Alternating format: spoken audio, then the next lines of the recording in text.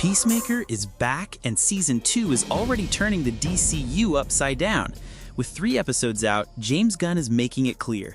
This isn't just a continuation, it's a full-on reimagining of how Peacemaker fits into the DC universe. Let's break down what's really happening, from multiversal teases to shocking returns. Season 2 opens by officially anchoring Peacemaker in the DCU, not the old DCEU. The previously on segment was even re-edited, so Chris and the team didn't meet the Justice League, they met the new Justice Gang introduced in Gunn's Superman film. Right away, Chris stumbles deeper into the mysterious Q, his father's dimensional storage.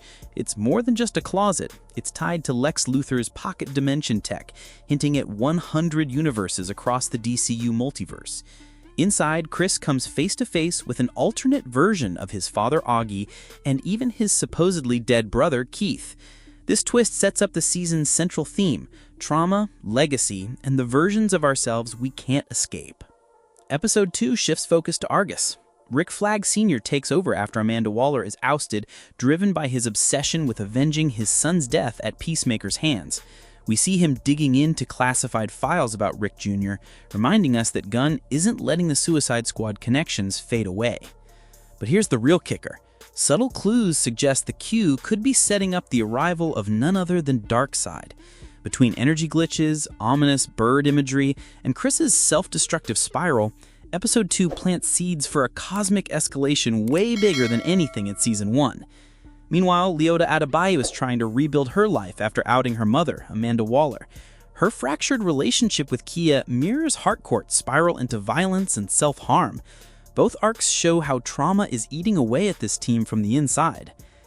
Episode 3 takes things up a notch with the shocking reappearance of Rick Flag Jr. in a flashback, suggesting Gunn is rewriting or expanding the canon. We also learn that in this universe, June Moon, the Enchantress, may still be alive inside her human host, adding another layer of weirdness. Chris navigates the alternate Evergreen, where he's treated like a hero, even riding the peace cycle. But the cracks in this so-called perfect world are obvious. The town lacks diversity, Auggie is celebrated, and eerie 14-star symbolism hints at a darker, supremacist undercurrent. The biggest emotional punch: Chris sees versions of Harcourt and Keith who are alive and, at least on the surface, better off. But this only deepens his guilt and forces him to confront the question, is he doomed to repeat the same cycle of violence no matter the universe? Episode 4 answers some of the biggest lingering mysteries from Season 1. We finally learn how Peacemaker's father got his pocket dimension doorway. In a flashback to 35 years ago, Auggie and his sons accidentally killed an alien in the woods, mistaking it for game. The alien's device created the 99-door pocket dimension, explaining why so many bizarre helmets and artifacts are inside. Peacemaker realizes that operating the doorway is something he learned as a child, since his father was too terrified to handle it. This detail not only expands the lore, but also ties back to Peacemaker's trauma-filled upbringing. Meanwhile, Red Saint Wild emerges as a true threat. Initially a joke character obsessed with killing Eagly, he shockingly taps into real magic, his third eye opening through a blood ritual that allows him to track Eagly anywhere. Gunn frames him as Eagly's personal Lex Luthor, mirroring how Luthor rationalizes his hatred for Superman. Elsewhere, Adebayo tries to promote her detective agency through Wild magazine ads, foreshadowing that she and the 11th Street Kids may eventually form their own independent team. Harcourt's subplot grows darker too.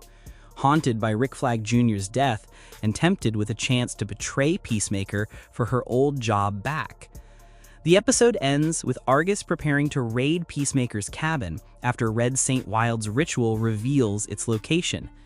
Peacemaker, caught between worlds, wonders if the better dimension he discovered is truly his escape, or just another nightmare waiting to unravel. With 4 episodes in, the picture is becoming clearer. Rick Flag Sr. is positioning himself as a dangerous wild card inside Argus. The pocket dimension's 99 doors could tie into a much larger cosmic plot, possibly hinting at Darkseid or another multiversal menace. Eagly's fate is now at the center of the conflict, with Red Saint Wild's hunt symbolizing the season's larger Superman parallels. and Peacemaker himself remains torn between redemption, relapse, and the temptation of an alternate life where his mistakes never happened. Season 2 isn't just about crude jokes anymore. It's rewriting DC's past, testing the limits of its multiverse, and forcing Chris Smith to confront whether a man like him can ever truly change.